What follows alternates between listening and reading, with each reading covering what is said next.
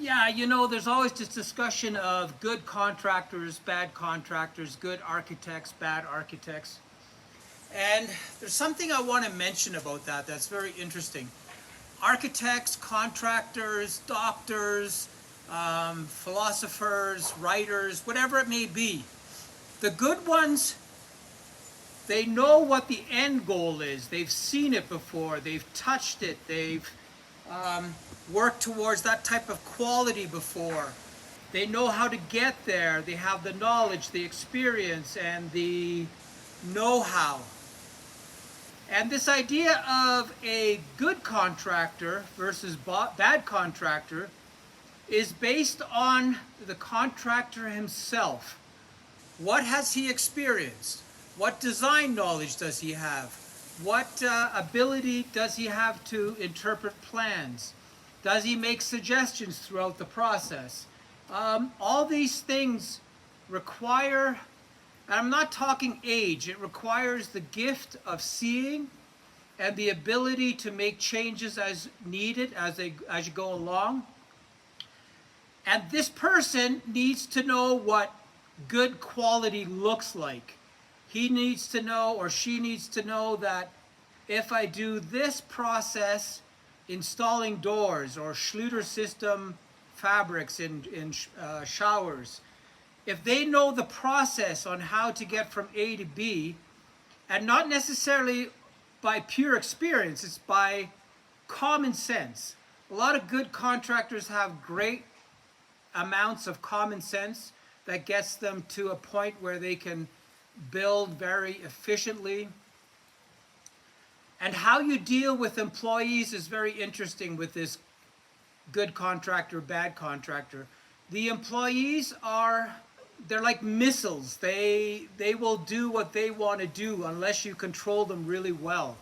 You have to pick a team that is willing to listen. And like I said before, if you break up their workload into baby steps, here, I need you to do this.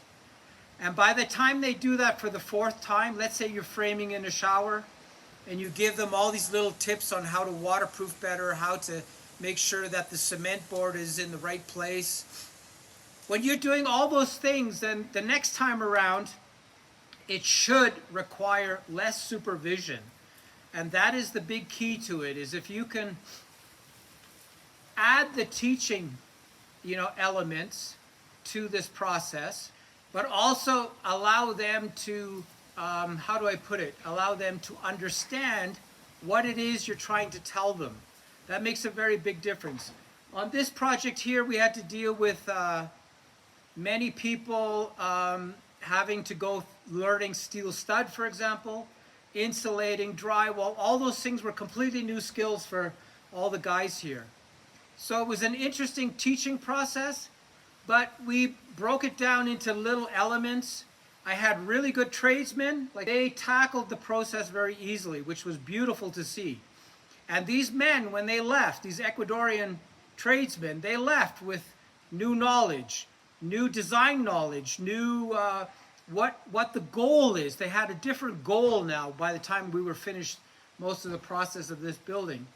So they understood now that there's a different type of goal that you have to reach when you're trying to be a good tradesman. You need to be diverse, you need to understand many different processes, and most of all, you need to know what looks good. When something looks good, then you've got it right. If you don't have it right, then it will never look good. We had situations where we were installing tiles, and there was a tile that was like an eighth of an inch or a quarter of an inch low. Take a hammer, take it out, fix it, right?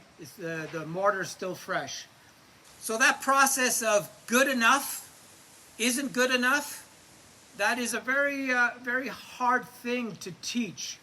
And it doesn't happen overnight, but it can happen for every contractor, every trades guy, that they can continuously get better. Information right now is not an issue. We have an overload of construction information that can help every person along in the building process. There's tips and tricks everywhere. And, good enough can turn into perfectionism. And that is sort of this this idea of showing somebody that, oh, if you cut the tiles all the way to the edge and you don't leave it half an inch there, then the caulking job is a lot less. Whatever it may be, there's many tricks and procedures that you have to follow. If you put the fabric, the Schluter fabric wrong, you put one on top and then the water goes underneath. There's all these things that you got to pay attention to. And this idea of becoming really good at construction is different than most people might think. You need this visualization of what actually looks good, and you have to know what the end goal is. If you have the end goal in mind, then it works out a lot better for you. Yeah, when we came here, we had this real process of wanting to do, you know, good in this community. We hired all local people, and I knew from the get-go that I'd have to really pay close attention to these workers that we had. Thankfully, we had this time period where we were doing site preparation, so I could feel out the guys and figure out who would do what when it comes to building the building. So we had 3 really good trades guys, and we had 3 laborers that were absolute bulls, very strong guys. So when we got to the process of building the house, we did the layout together. The trades guy did the layout with me. We did all the cement work. That is their trade. All the Ecuadorian men in construction, they do casting cement, casting walls, casting ceilings, and building the walls out of bricks and parging everything. That is the go-to building mechanism here in Ecuador. My worry was not so much doing the work, it was doing this, getting past the good enough scenario. And this idea that something is good enough is a very dangerous process, because you're not allowing the chance of something being exceptional. So it's a very odd jump in the process of doing good construction work or doing average work. So we had the picnic table incident. So what that was very odd, because one of the laborers said to me, you know, the highlight of your job should be a picnic table.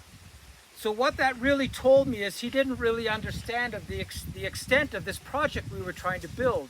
He was stuck at this picnic table, and he accelerated himself by seeing what we actually did with this place, you know, doing these really beautiful design features and creative things. It was interesting that all my men are different guys now. And what I mean by that is they accelerated from boring average to some form of creativeness and pushing their limits a little bit.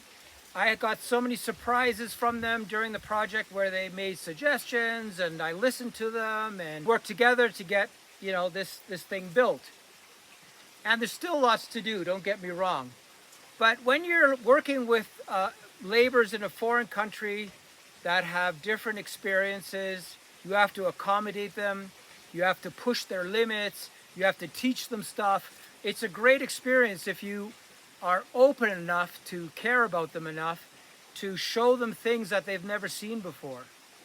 And all these guys, all of them, were really impressed with this steel frame with insulation and cement board and drywall inside, because they all live in these humid houses. And it's very tough when you go inside a steel frame house that is completely waterproof, or if you go inside one of these cement houses that always has these moist, damp walls.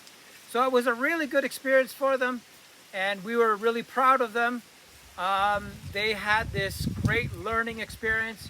They're coming back on Saturday, a bunch of them, and we're going to, you know, get together and do some more work and talk about what we got done, and it's going to be a good weekend. But If you have guys working for you and they're not advancing, then you, as the person that's giving them work, you're not doing a very good job. You got to keep these guys moving forward.